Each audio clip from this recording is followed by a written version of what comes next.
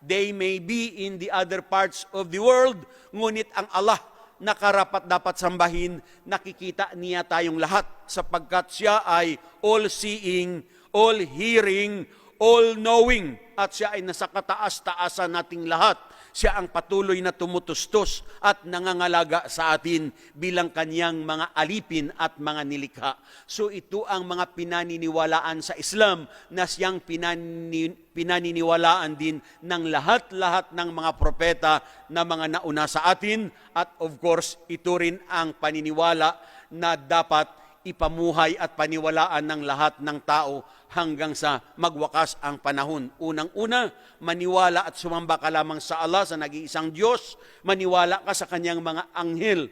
Maniwala ka sa kanyang mga kasulatan. Maniwala ka sa lahat ng kanyang mga sugo at propeta. Maniwala sa araw ng paghuhukom. Maniwala sa